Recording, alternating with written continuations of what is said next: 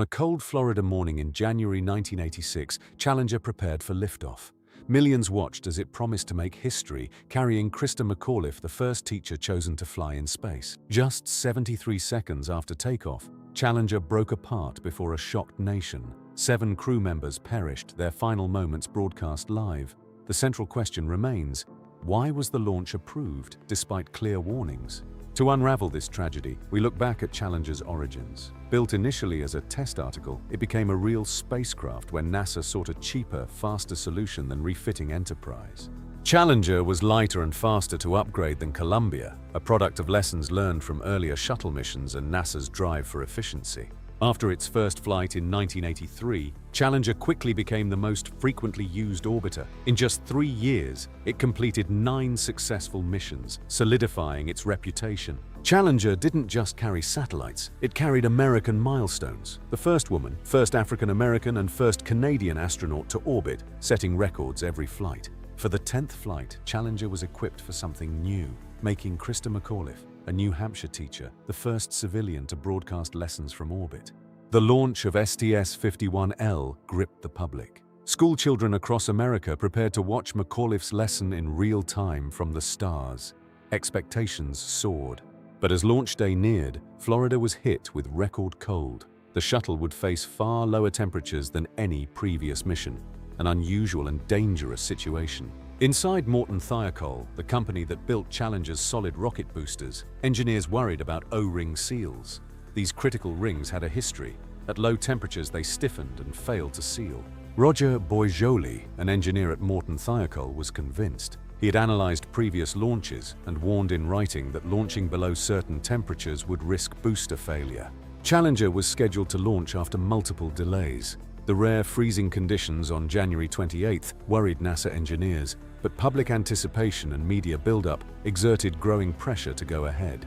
The night before launch, Morton Thiokol convened a vital teleconference with NASA managers. Boisjoli and his team pushed hard. The data showed cold would compromise the O-rings. At first, Thiokol management supported their engineers do not launch. The message to NASA was unmistakable: wait for warmer weather. But faced with pushback from NASA, who asked for justification to delay, Thiokol managers privately met without their engineers. Within minutes, their decision changed.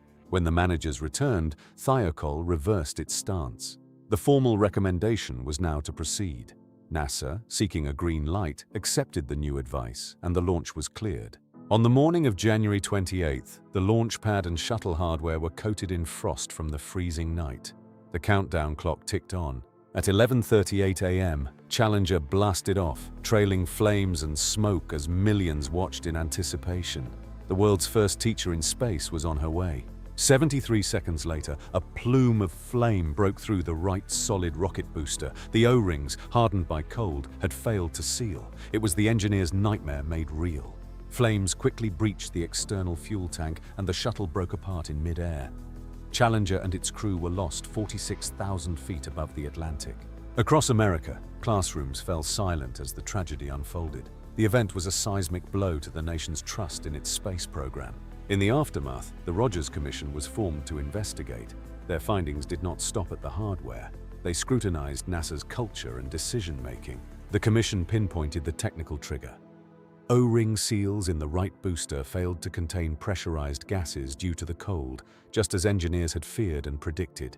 But the investigation went further, highlighting organizational failings. NASA's culture discouraged engineers from halting launches, and management discounted serious technical warnings. Roger Boisjoli's warnings became central evidence. Called to testify, he described how managers substituted administrative decisions for engineering judgment, even when lives were at stake. In the Commission's words, technical objections had been overridden by schedule pressure, reputation concerns, and a hierarchy that muted engineers' voices. Challenger's loss triggered a complete overhaul. Flights were suspended, shuttle hardware was redesigned. Most importantly, NASA's management chain was restructured. Safety would come before schedule. The decision also forced NASA to abandon risky programs, shift safety protocols, and reframe how technical advice was treated in mission planning. Families of the crew received settlements from both the federal government and Morton Thiokol. The company bore financial responsibility for the booster failure, while NASA undertook reforms. Roger Boisjoli became a symbol of dissent. His lawsuits against Morton Thiokol were later dismissed, but his testimony left an enduring impact on American engineering ethics. Challenger's remains now lie buried in a sealed missile silo, with a piece on display at Kennedy Space Center, a somber reminder of human cost. Today, the story of Challenger endures. Schools are named in Christa McAuliffe's memory, and NASA's new protocols stand as a tribute to the lessons paid for in tragedy. Why, then, did Challenger launch despite engineer objections? The tragedy stemmed from management pressure, bureaucratic culture, and the silencing of expert warnings in the face of public and corporate expectations. The Challenger disaster remains one of America's most painful reminders. When decisions ignore engineering caution, every claim to progress becomes a gamble with lives.